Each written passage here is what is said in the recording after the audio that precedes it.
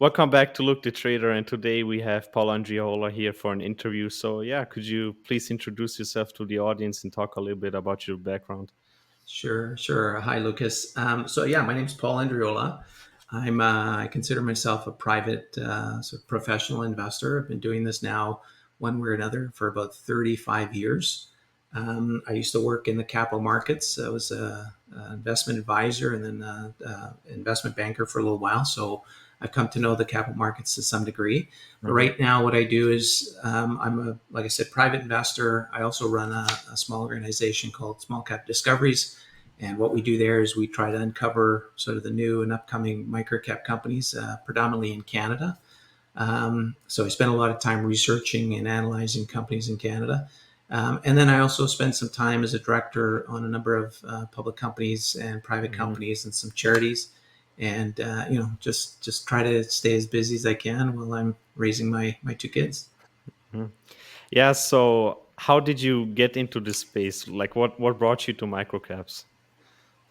Well, I almost tried everything else first, and then realized, sooner or later through trial and error that this was a space that I think I had a predisposition in, and over time, I think I became pretty good at understanding the microcap space.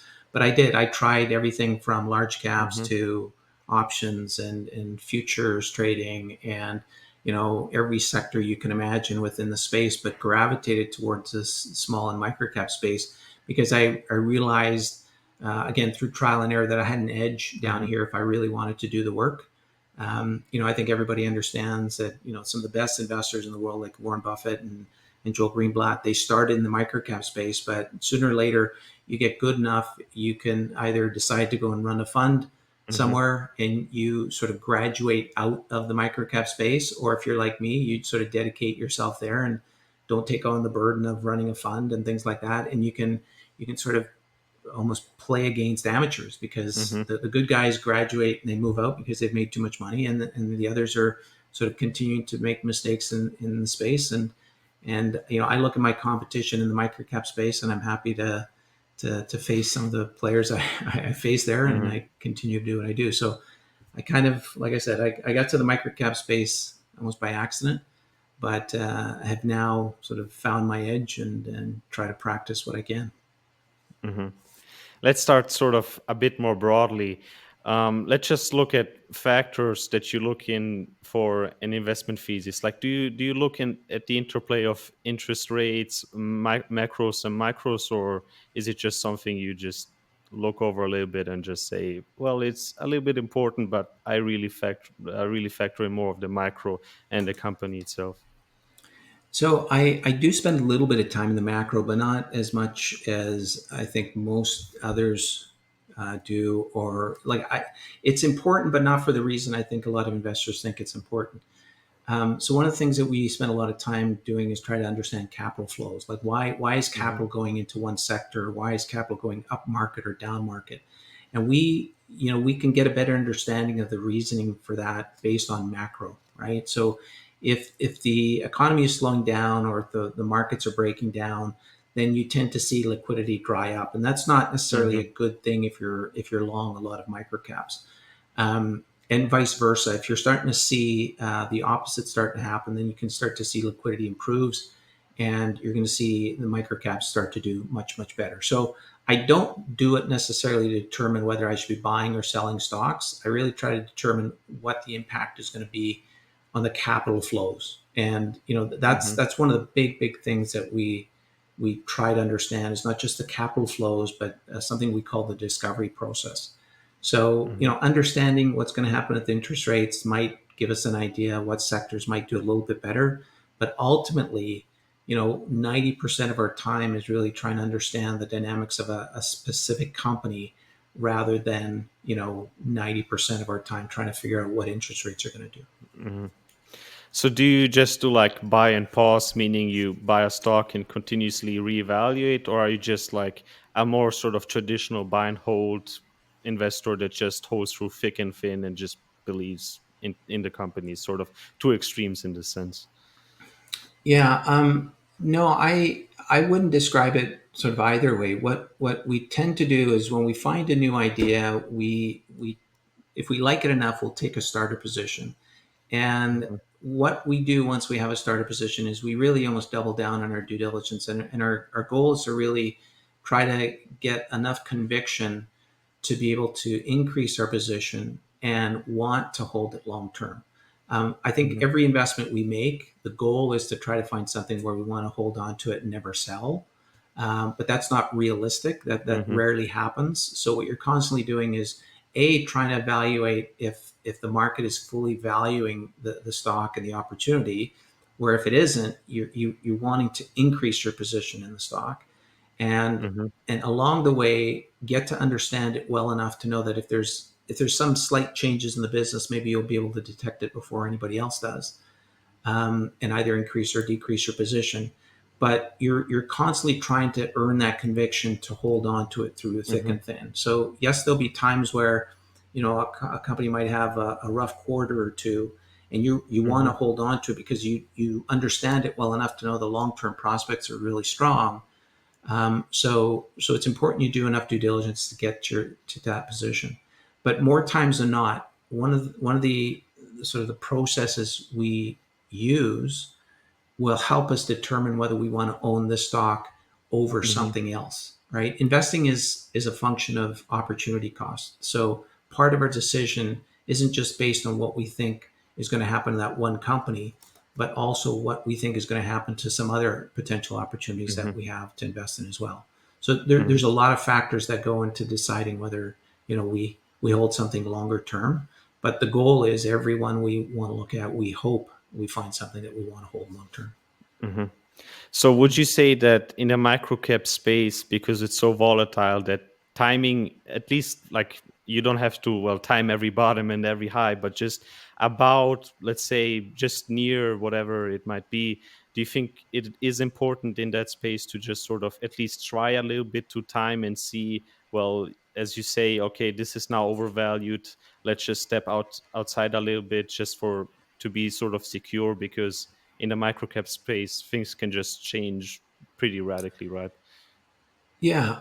Well, let me back up a little bit. So one of the things that we spend a lot of time in is something we call the discovery process.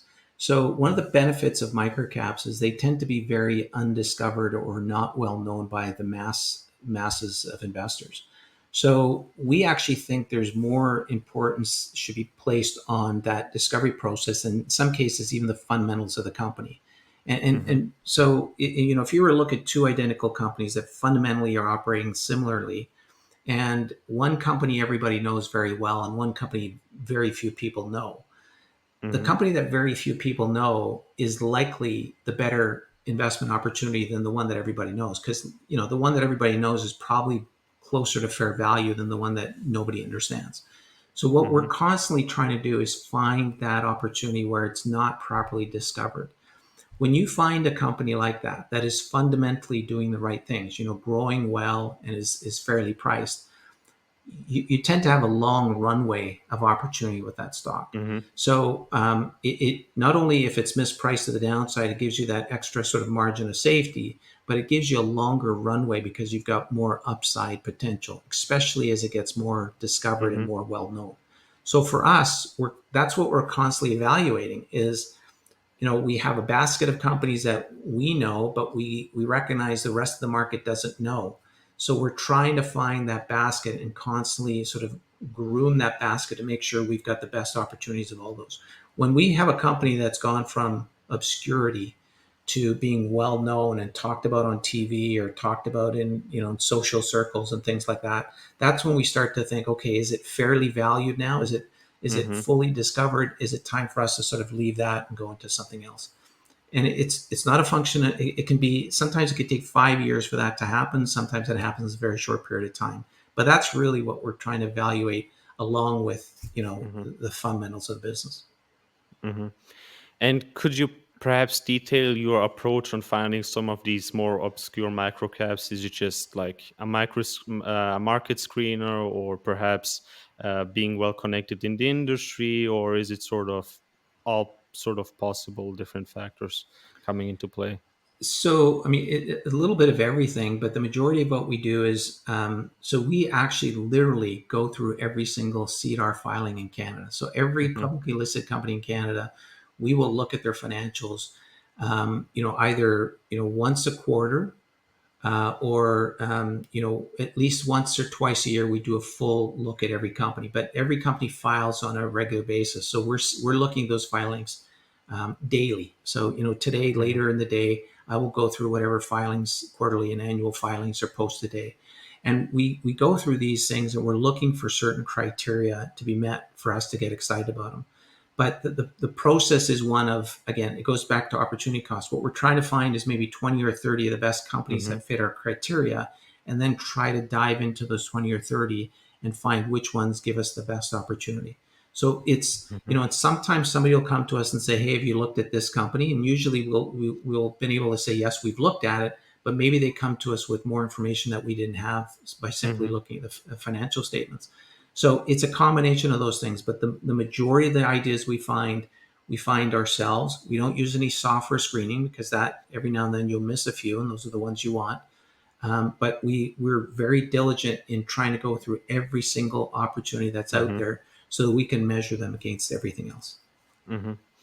Is there perhaps a specific sector which you focus on the most, perhaps be it technology or mining, or do you really just say, I go through all of them, be it a mining company, be it a technology company, be it whatever else it might be? Yeah, so it's almost easier to say the sectors we don't get involved with, and the ones we don't typically get involved with are the sort of extraction technologies, companies that are not necessarily repeatable, right? So mining companies are not really repeatable. Once a deposit is extinguished, you don't really Hmm. have another similar deposit sitting waiting for it. So it's not like they can kind of repeat that. So we completely stay away from mining. The closest we'll come to mining is some of the service companies that service the mining industry. Same Hmm. thing goes with like oil and gas. So we stay away from the extraction technologies. The other industries we tend to shy away from is more in the financial side, so maybe banks and things like that. Hmm. But other than that, we've looked and invested in a whole host of different industries, everything from software to call it high tech to low tech Hmm. to more industrial companies. We're actually finding right now that a lot more value and opportunity seems to be in the more low tech industries, more industrial companies, things like that. So yeah, we're pretty agnostic when it comes to industry. It's the criteria and the income statement that really will determine whether we like it or not. What are some characteristics companies need to fulfill? Is it, for example, a certain indicators or certain margins that they have to fulfill to actually be sort of into your to actually get into your watch list and then perhaps further consideration? I'll start by saying how I developed my criteria. So years ago, I stumbled onto a book called How to Make Money in Stocks by William O'Neill, and it's really Hmm. based on sort of trying to find companies that are hyper growing. And if you look historically, the majority of companies that have gone on to 10, 20, or 100 bag, returns, those are companies that are hyper growing. Whether it's Amazon or Apple or any of these companies, they've had consistently outsized growth for years and years and years. So Hmm. that's the basis of the criteria I look for. I'm trying to find companies that are small and obscure, but are starting to hyper grow on a revenue basis, and then as well on a profitable basis.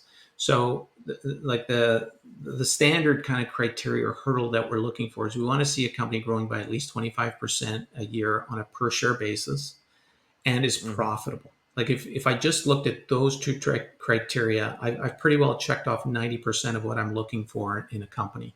And then it's a function of value, right? So if I can buy that at a decent value, then I know I've got something that looks good. Now, I've simplified it, of course, but we look at a whole bunch of other factors after that. But that is literally 90%. I'd say 80 to 90% of what we're really looking for is going to be determined by those two factors.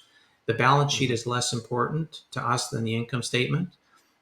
So we're not looking for value stocks per se. We're looking for growth stocks that have hit some sort of Hmm. inflection point that can go from being very obscure to being very well known based on what they're doing fundamentally.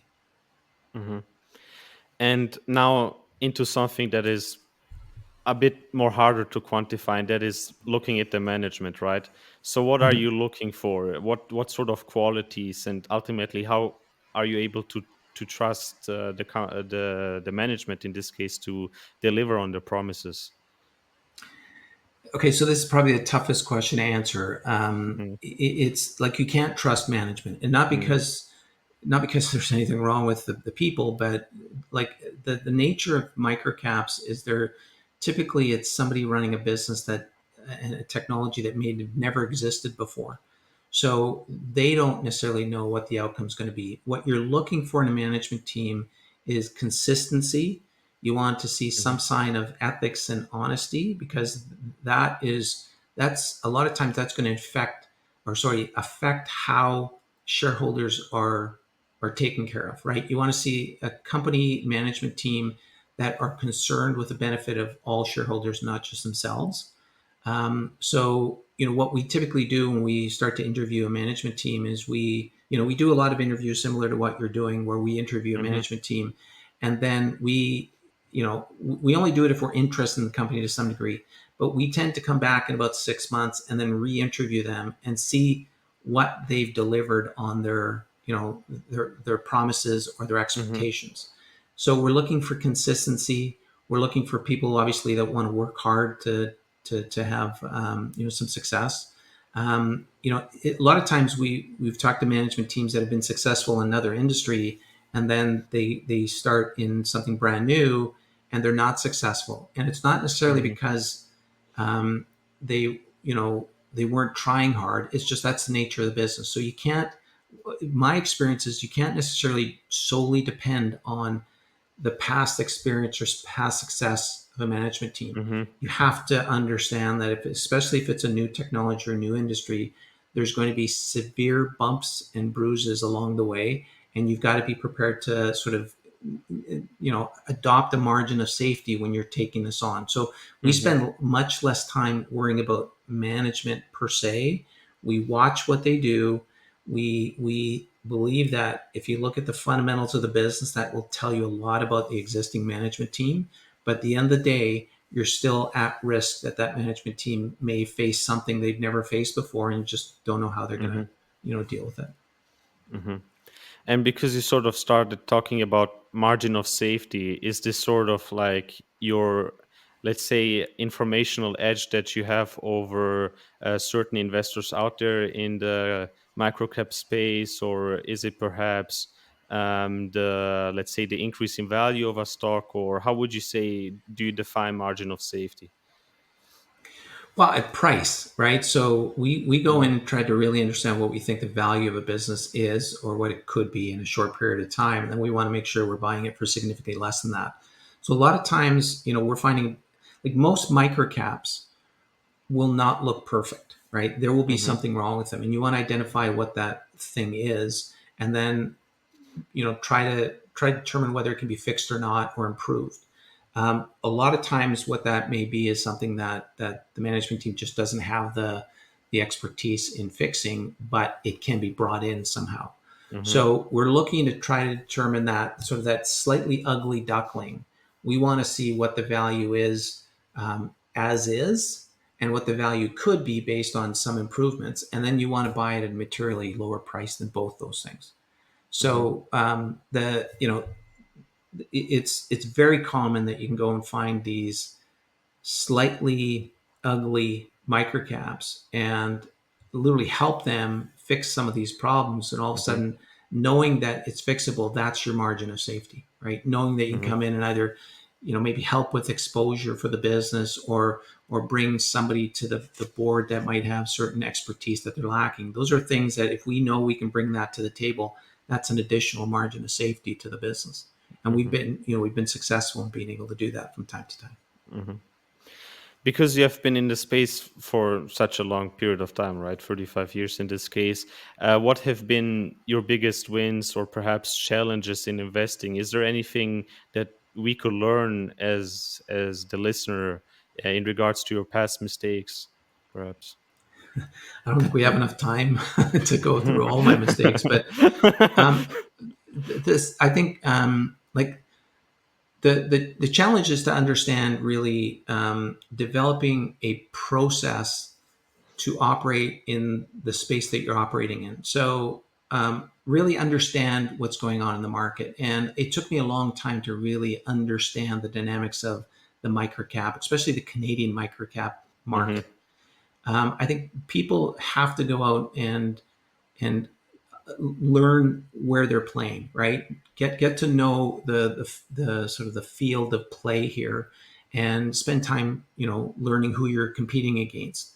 Mm-hmm. Learn the nuances of this business. I would guess or hazard to guess that the majority of investors that are listening to this don't have a plan, a written plan on how they go and find companies, how they go and buy them, hold them, and sell them. And it's like any business. If you take this seriously and you work it like a business, you Mm-hmm. tend to do well. If you view it as a hobby and a sort of a bit of a gambling exercise, you're going to do very poorly.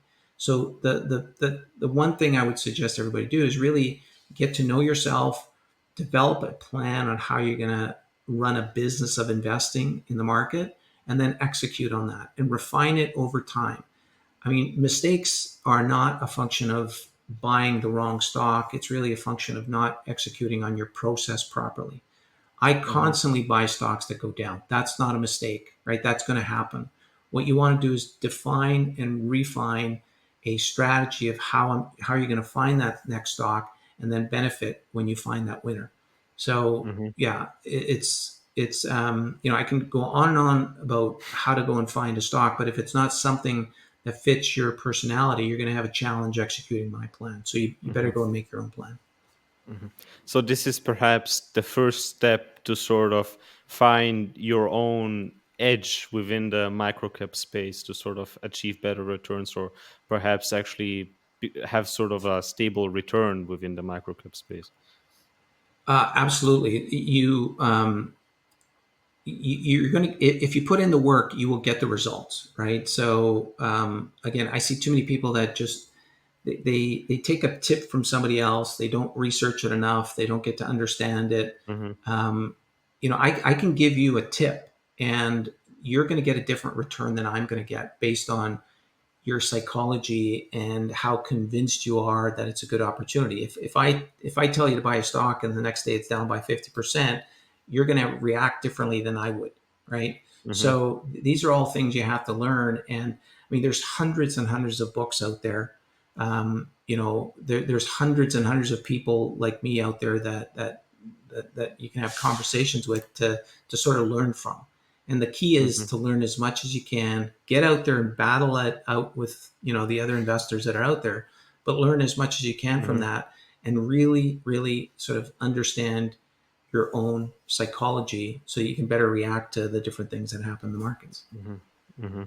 Is there perhaps a book recommendation or something that you find listeners out there should perhaps give a try to read? Because there are a lot of books out there, and some are good, some are bad, some pertain to the microcap space, some don't really. So, Well, yeah, I think there's look thousands and thousands of books out there on investing. If you want to dedicate yourself to the microcap space, there's certainly a number of books I could recommend. The first one I would recommend. I mean, this was life changing for me when I finally read this book, but it was the one mhm, I mentioned earlier, "How to Make Money in Stocks" by William O'Neill. It will mhm, change the way you typically think about investing stocks. And one of the big takeaways I had from that was, everybody's heard the old adage, "Buy low, sell high." If you want to be successful in the microcap space, and get the kind of returns that everybody's looking for, the 10x, the 20x, you got to be prepared to buy high and sell higher, right?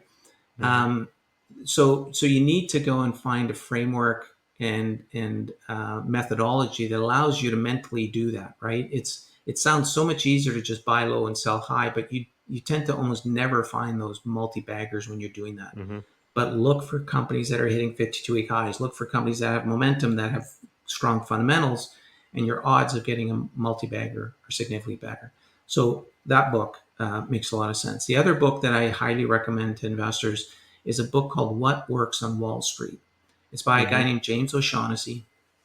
Great book. What he's done, Him and his team had gone out and taken well over 100 years worth of data of the stock market and tried to understand what sectors, what kind of stocks, what size of stocks Mm-hmm. consistently outperform all the other asset classes, right? And lo and behold, his study found that small, profitable, and growing microcaps far outperform all the other asset class out there in the stock market. So better than large caps, better than speculative stocks, better than value stocks. Those are the kind of companies you're looking for.